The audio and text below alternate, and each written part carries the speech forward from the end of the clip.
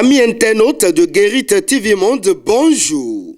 Jeudi 20 janvier 2022, le quotidien Matin Libre, titre manchette, Caisse des dépôts et conciliation du Bénin, la cour du roi Péto. À la Caisse des dépôts et conciliation du Bénin, on se croirait au marché d'Antokpa, comme aime à le répéter souvent en réunion et au cours des sessions du comité des directeurs, le premier responsable de cette innovation du régime de la rupture dont la mission est d'appuyer les projets gouvernementaux, les collectivités territoriales et les petites et moyennes entreprises.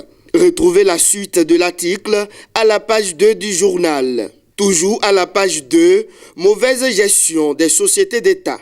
Le mal est profond. Quelle structure fera l'exception, s'interroge Matin Libre. Dissoudre pour mettre fin à la corruption.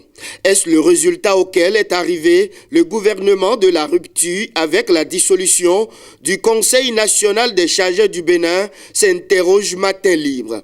La réponse est à retrouver dans les colonnes du journal. Amélioration de la nutrition en Afrique.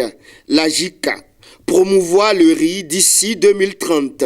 D'ici 2030, l'agence japonaise de coopération internationale, dans sa mission de réduire le double fardeau de la malnutrition, entend promouvoir le riz en Afrique.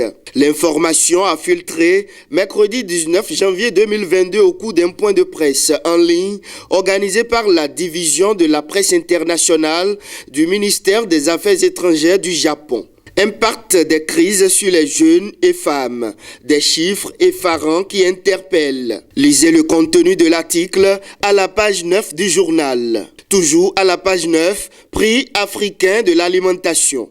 L'édition 2022 officiellement lancée. Présentation de vœux. Les législatives de 2023, déjà d'actualité chez les démocrates.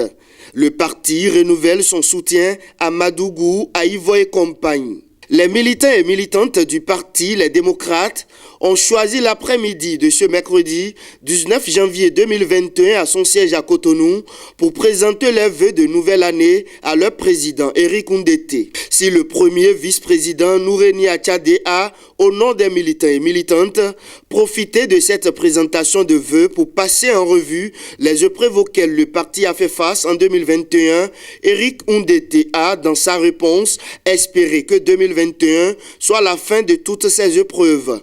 Il s'est montré optimiste pour cette année et appelle à la mobilisation pour les législatives de 2023. Merci à vous et à demain vendredi.